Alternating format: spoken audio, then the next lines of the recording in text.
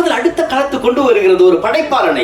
எனவே காதல் கொண்டாடப்படுவதை தவிர வெற்றி தோல்வி நிர்ணயிக்கப்படுவதற்கு எவனுக்கும் அருகதை கிடையாது. காரணம், காதலை காதலாய் காதலில் காதலித்தவர்கள் காதலில் எவனும் இல்லை.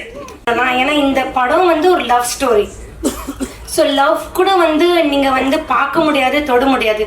அதே மாதிரி மியூசிக் கூட நீங்கள் பார்க்க முடியாது, தொட முடியாது. ஆனால் நீங்கள் ஃபீல் பண்ணலாம்.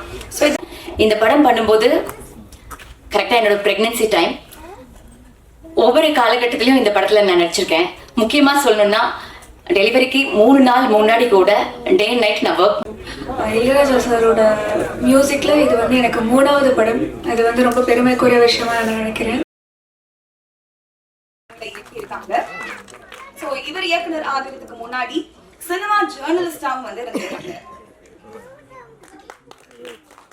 இந்த சில்லறை படம் மூலமா ஒரு சில வருஷத்துக்கு முன்னாடி டிஜிட்டல்ல புரட்சியை ஏற்படுத்தியிருக்க ஒரு இயக்குனர் அப்படின்னு தான் சொல்லணும். அவர்களுடைய 4வது படமா இந்த நினைவெல்லாம் நீயடா படம் உருவாயிருக்கு.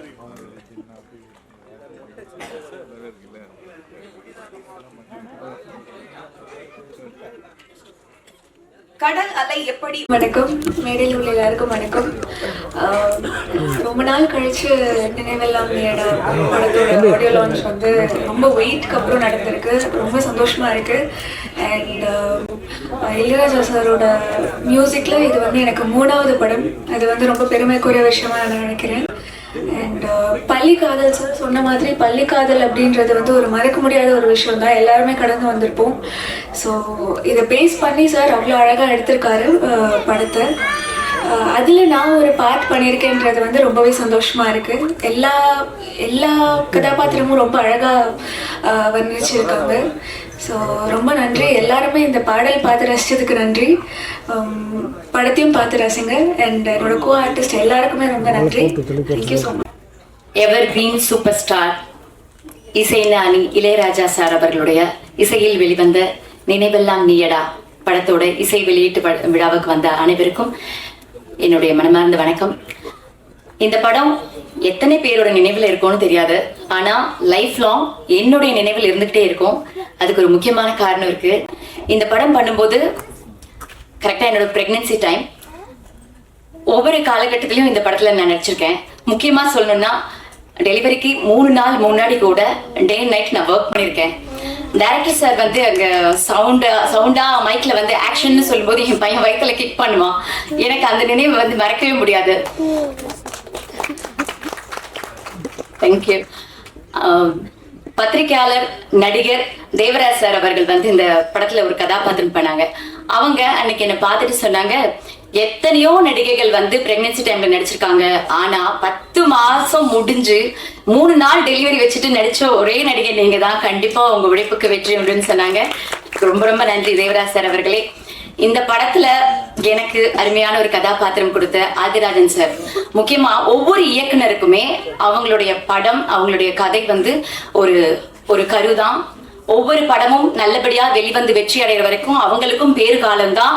எல்லா அவஸ்தைகளும் ஒரு பெண்களுக்கு இருக்கிற அத்தனை அவஸ்தைகளும் அவங்களுக்கும் உண்டு. அந்த வகையில ஆதிராஜன் சார் போட்ட இந்த எஃபர்ட்ஸ் சார், நீங்க ஆசைப்பட்ட மாதிரி ஒரு நல்ல ஒரு குழந்தையா, நல்ல வெற்றியை தரக்கூடிய குழந்தையா இந்த படம் இருக்கும்னு நான் மனதார வாழ்த்துறேன் sir.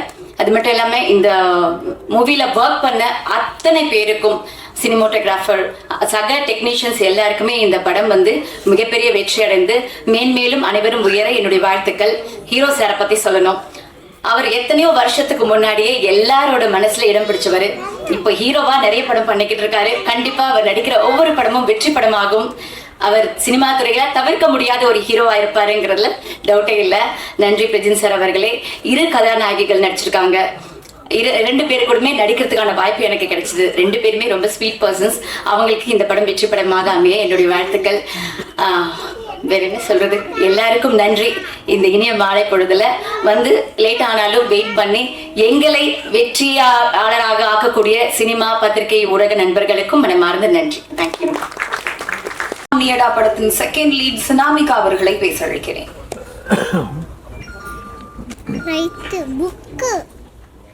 Good evening everyone. I am Sinamika here. நினைவெல்லாம் நீயடா. இந்த டைட்டில் கேட்கும் போதே எல்லாருக்கும் டெஃபினட்டாக கண்டிப்பாக தெரியும் ஃபுல் அண்ட் ஃபுல் லவ் ஸ்டோரின்னு.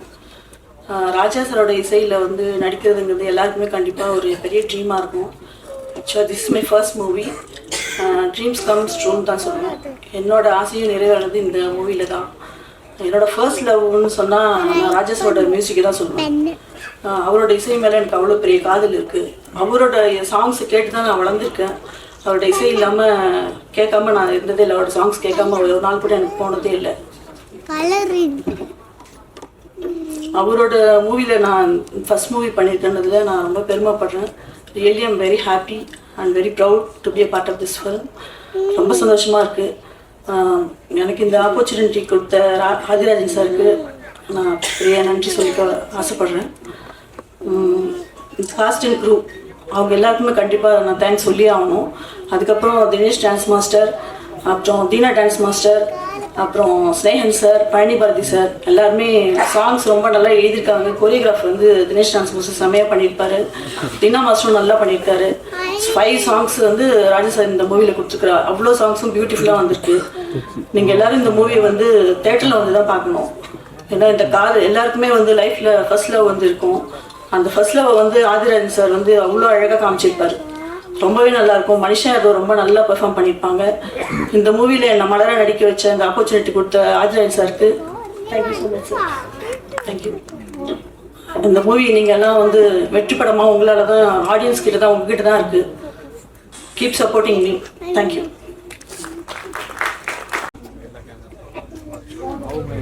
வணக்கம், எல்லாருக்கும் மாலை வணக்கங்கள். இந்த எப்பவுமே ஒரு படம் நம்ம பார்த்தோம்னா ஏதாவது ஒரு விஷயம் வந்து நல்லா இருக்கும். இந்த படத்தோட சக்ஸஸே வந்து இளையராஜா சார், இசைஞானியோட பேர் வந்தாலே ஆதிராஜ் சார் இந்த படம் வந்து ஒரு வெற்றியான படம் தான். ஹெலன் கெல்லர் அமெரிக்கால இருக்கிற ரொம்ப வயசான பர்சன். அவங்க வந்து பிறப்பிலேருந்து அவங்களுக்கு வந்து கண்ணு தெரியாது. ஸோ அவங்க வந்து என்ன சொல்லியிருக்காங்கன்னா, the most beautiful thing in the world cannot be touched or seen, it can be only felt. அதுக்கு அர்த்தம் என்னன்னா, உலகத்தில் இருக்கிற மோஸ்ட் ரொம்பவே நல்ல விஷயங்கள் என்னன்னா, அது வந்து நீங்கள் தொட முடியாது, நீங்கள் வந்து கண்ணால் பார்க்க முடியாது, ஆனால் நீங்கள் உணரலாம் உள்ளுக்குள்ள. ஸோ நீங்கள் மியூசிக் அப்படி சொல்லணும்னா, ஏன்னா இந்த படம் வந்து ஒரு லவ் ஸ்டோரி. ஸோ லவ் கூட வந்து நீங்கள் வந்து பார்க்க முடியாது, தொட முடியாது. அதே மாதிரி மியூசிக் கூட நீங்கள் பார்க்க முடியாது, தொட முடியாது, ஆனால் நீங்கள் ஃபீல் பண்ணலாம். ஸோ இது வந்து 2 மோஸ்ட் பியூட்டிஃபுல் திங் இந்த வேர்ல்டு இந்த படத்தில் இருக்குது. இசைஞானியோட மியூசிக் அண்ட் லவ். ஏன்னா இப்போ நிறைய லவ் ஸ்டோரி வரவே மாட்டேங்குது. ஆதிராஜ் சார் இந்த படம் உங்களுக்கு ரொம்ப பெரிய வெற்றியாக இருக்கணும். ஏன்னா நீங்கள் வந்து மீடியாவிலேருந்து சார்ந்தவங்க. So please press and media people இந்த படத்தை மேக்ஸிமம் வந்து சப்போர்ட் பண்ணுங்க. ஏன்னா இவங்க உங்களுக்குள்ளே இருக்கிற ஒரு ஆள். இவங்க ஜெயிச்சாங்கன்னா நீங்கள் ஜெயிச்ச மாதிரி தான். அண்ட் இதில் வந்து ரொம்ப பெரிய பெரிய நடிகர் வந்து நடிச்சிருக்காங்க. உங்களோட டைரக்டரோட பெரிய பலமே வந்து நீங்கள் பார்த்தீங்கன்னா நிறைய ஆக்டர்ஸ் வந்து உள்ளே போட்டிருக்காங்க. ஸோ அதில் R V. Udhayakumar sir, is a legend director. அவங்க எல்லாம் நடிச்சதுனால இந்த படத்துக்கு இன்னமும் நிறைய பலம் வந்து சேர்ந்துருக்குது. இதை விட இன்னும் பெரிய பலம் வந்து இந்த படத்தோட பிஆர்ஓ ஜான் சார். அவங்க தான் இங்கே என்னை இன்வைட் பண்ணாங்க. ரொம்ப நன்றி சார். நீங்கள் இருக்கிறதுனால இந்த படம் இன்னமும் பெரிய சிகரத்துக்கு டச் பண்ணணும்னு நம்புகிறேன். நன்றி. சதுக்கி இருந்தாலும் அவர் எழுதின ஆராரிரோ பாடல் ஒன்றை சொல்லும் அவர் தலை சிறந்த கவிஞர் என்று கவிஞர் ஸ்நேகன் அவர்களை பேசலாம். முதல்ல நல்ல பாட்டை சொல்லி அறிமுகப்படுத்தினதுக்கு நன்றி. அனைவருக்கும் வணக்கம். இந்த மேடை மிக முக்கியமான ஒரு மேடையாக பார்க்குறேன். பொதுவாக பத்திரிகையாளர்கள் தான் இன்றைக்கு கலைஞர்களையும் படைப்பாளிகளையும் கொண்டு போய் வெகுஜனங்களிடம் கொண்டு போய் சேர்க்கிற ஒரு காலகட்டம். அப்படி இருக்கும் பொழுது இந்த மேடை வந்து ஒரு அற்புதமான ஒரு ஆளுமைகளை நிலைநிறுத்தி இங்கே இருந்தாலும் ஒரு பெரிய ஒரு சின்ன வருத்தமும் குறையும் வந்து ஐயா இளையராஜா அவர்கள், இசைஞானி அவர்கள் இங்கே வந்து அமர்ந்திருக்கணும். அது காலச்சூழல், அது நிறைய பேர் அதை பற்றி பேசிட்டாங்க. இருந்தாலும் அவர் இல்லாத அந்த ஒரு அலங்காரம் கொஞ்சம் குறைவாகவே இருக்கிறது. எனவே எல்லாம் வல்ல இறைவன் அவருக்கு எல்லா அருளையும் துணிவையும் கொடுத்து அவர் அந்த அந்த ஒரு இழப்பிலிருந்து வெளியில் கொண்டு வரணுங்கிறத எல்லாம் வல்ல இறைவனை நான் வேண்டிக் கொள்கிறேன். அடுத்து வந்து ஆதிராஜனை பொறுத்து நான் வந்து பாடல் எழுத தொடங்கிய காலகட்டத்திலேருந்து முயற்சி பண்ண காலகட்டத்திலேருந்து எனக்கு நண்பர். பொதுவாக வந்து ஒரு பேனாக்காரன் இயக்குனராக மாறுவது அவ்வளவு இயல்பாக முடியாத ஒரு காரியம். அந்த குடும்பத்திலேருந்து வந்து பெரும் போராட்டங்களுக்கு மத்திய இன்னைக்கு தொடர்ந்து ஒரு 4வது படமோ 5வது படமோ எனக்கு இயக்கி இன்றைக்கு ஒரு மிகப்பெரிய ஒரு வெகுஜனங்கள் இருக்கிற ஒரு மேடையில வந்து ஒரு பத்திரிகையாளர் நிற்பது, இது பத்திரிகையாளர் குடும்பத்துக்கு கிடைத்த வெற்றியாக நான் பார்க்கிறேன். இன்றைக்கு அதே, ஏன்னா இன்னைக்கு நிறைய பேர் வெறும் பேனாவை வைத்துக்கொண்டு காகிதங்களோடு பேசி கொண்டிருந்த ஒரு காலகட்டம் போய் இன்னைக்கு விமர்சனம் பண்ணவும், இன்னும் வந்து கதை விவாதங்களில் கலந்து கொள்வதற்கும் அல்லது பாடல் எழுதுவதற்கும் இப்படி பல காலகட்டங்களில் பத்திரிகையாளர்களை தேடக்கூடிய ஒரு காலகட்டம் இருக்குன்னா அது பத்திரிகை துறையில் இருக்கிற வலுவான சிந்தனையாளர்களுக்கு கிடைத்த ஒரு வெற்றியாக நான் இருக்கிறேன். அந்த வகையில் அவருடைய தொடர்ந்து ஓடி வந்த அந்த போராட்டத்துக்கு கிடைத்த வெற்றியாகத்தான் நினைவெல்லாம் நீயடா அந்த படம் வந்து கிடைத்திருக்கு. அதுக்கு வந்து தயாரிப்பாளர் உண்மை அவருக்கு தான் நமக்கு வந்து முதல்ல பாராட்டு கொடுக்கணும். ஏன்னா ஒரு இயக்குனரை நம்புவதை விட ஒரு பேனாக்காரனை நம்பி வந்திருக்கீங்க, அது வந்து பாராட்டக்கூடியது. 2வது வந்து இந்த படத்தில் வந்து நான் ஒரு 3 பாடல் எழுதியிருக்கிறேன். அண்ணன் நான் பொதுவாக மேடையில் பேசும்போது எனக்கு முன்னாடி பேசுகிறவங்களுக்கு யாருக்கும் பதில் சொல்ல மாட்டேன். ஆனால் இந்த மேலே சொல்லணும்னு ஆசைப்பட்றேன். நிறைய நேரம் எடுத்துக்க மாட்டேன், பயந்துடாதீங்க. ஏன்னா எல்லாமே காலம் தொடர்ந்துகிட்டு இருக்கு. ஏன்னா பொதுவாக நான் எனக்கு சில நேரத்தில் ஆதங்கமாக நான் சொல்லுவேன். நான் இது வரைக்கும் ஒரு 3000 பாட்டு எழுதியிருக்கேன். ஒரு 30 பாட்டு தான் கமர்ஷியல் பாட்டு. ஏன்னா 3000 பாட்டுல குறைந்தபட்சம் ஒரு 500 பாட்டாவது மிகச்சிறந்த பாடல்கள் இருக்கும் நான் நம்புறேன். அப்ப அதை விமர்சனம் பண்ண முன்வராத இந்த சமூகம் ஒரு கமர்ஷியலை தூக்கி அப்படி வைக்கும் பொழுது சிநேகனுடைய அடையாளம் இதுதான் அப்படி சொல்லும்போது சில நேரத்தில் எனக்கு வருத்தம் வரும். இது வந்து நான் பதிலா சொல்லலை. ஏன் இதை சொல்றேன்னா, நானும் கதைக்கு பாடல் எழுதோடு தான் ஓடி வந்தேன். ஆனா இந்த சினிமா என்ன சதைக்கு பாடல்களை எழுதி வைத்துக் கொண்டிருக்கிறது.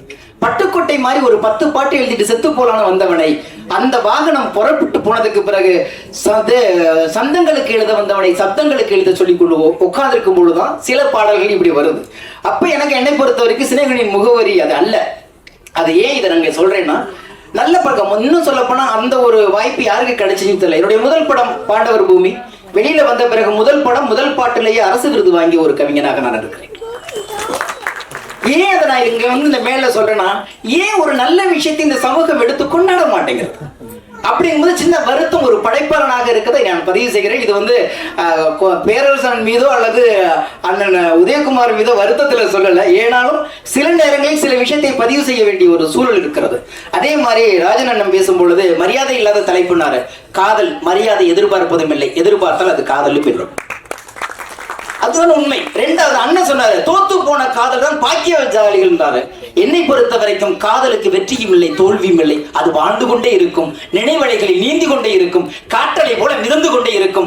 அதை கொண்டாட தெரியாதவன் சபிக்கப்பட்டவன். எந்த வயதிலையும் கொண்டாடலாம். நிறம் பேதம் மதம் இனம் எதுவுமே இல்லை. காதலை கொண்டாடாமல் கலைகள் வளர்ந்ததில்லை இந்த பூமியில், இலக்கியம் வளர்ந்ததில்லை இந்த பூமியில், எந்த ஒரு படைப்பும் சிறந்ததில்லை இந்த பூமியில். கலை கலாச்சாரம் பண்பாடு எல்லாத்துக்குள்ளும் காதல் பின்னி பிணையப்பட்டு கிடக்கிறது. நினைவுகளுக்குள் அந்த காதல் நிற்கும் போதுதான் ஒரு ஆளுமை நமக்குள் இருக்கிற அந்த சோம்பல்களை தூக்கி எறிந்து விட்டு காதல் அடுத்த களத்து கொண்டு வருகிறது ஒரு படைப்பாளனை.